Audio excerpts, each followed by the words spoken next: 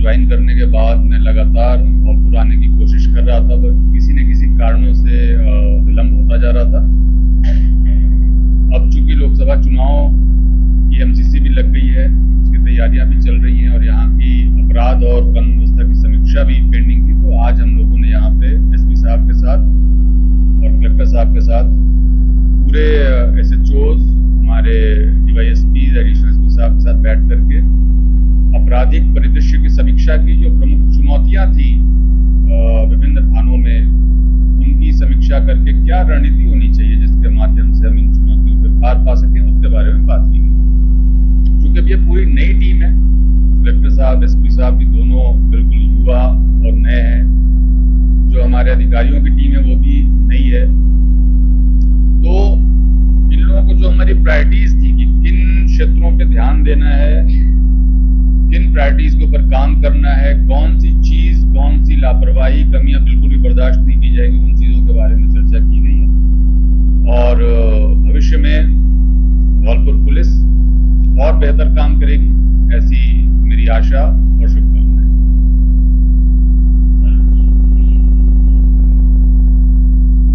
मैं मुखिया थोड़े, मुखिया तो एसपी साहब हैं।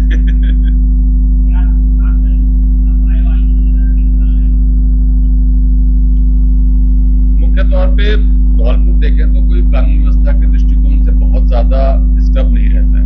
खास यहाँ देखें तो कम्युनल प्रॉब्लम कभी भी देखने सुनने में नहीं मिला।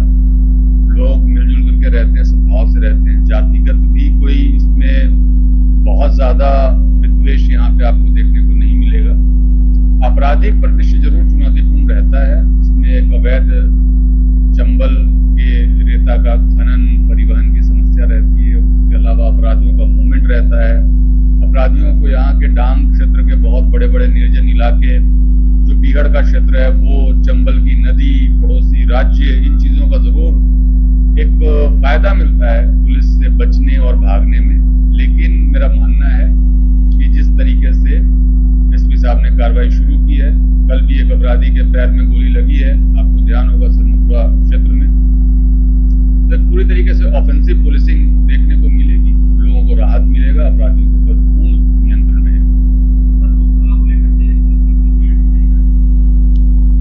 लोकसभा चुनाव को लेकर के कलेक्टर साहब, एसपी साहब दोनों ने विजिट शुरू कर दिए हैं, ज्वाइंट विजिट्स, और जो भी वनरेबल पॉकेट्स हैं, हैमलेट्स हैं, जो वनरेबल हमारे वोटर्स हैं, उसके आधार पर क्रिटिकल बूथ्स का चयन हो रहा है, उसी के हिसाब से डिप्लॉयमेंट होगा। आपने देखा होगा कि यहाँ पर क्षेत्रों में फ्लैग मार्च भी किया जा रहा है, एरिया डोमिनेशन की कार्रवाई भी हो रही है, कॉर्डन एंड सर्च भी हो रहा है। आर्म सेक्ट के अंदर भी बहुत सारी कार्रवाइयां हुई हैं, एनडीपीएस के अंतर्गत कार्रवाइयां हुई हैं, आबकारी के अंतर्गत कार्रवाइयां हुई हैं।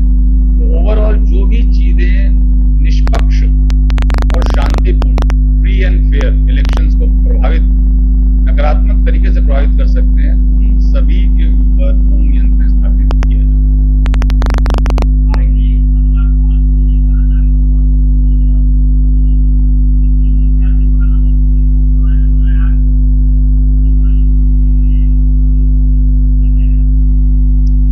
पुलिस हमेशा से बदमाशों की गोली का जवाब गोली से ही देती है। और आपने देखा होगा कि कितने अपराधी आज के समय में आप कहेंगे सही तरीके से चल नहीं पा रहे। पूरे राजस्थान में देखा होगा, मैं केवल धौलपुर की बात नहीं कर रहा, भरतपुर रेंज की बात नहीं कर रहा, जहां पे भी जो अपराधी एक अपराध करके सोचता होगा कि मैं बच जाऊंगा, उनमें से कोई भी बचा नहीं। बहुत सारे अपराधियों के पैरों में गोली लगी है, बहुत सारे अपराधी एनकाउंटर में मारे गए।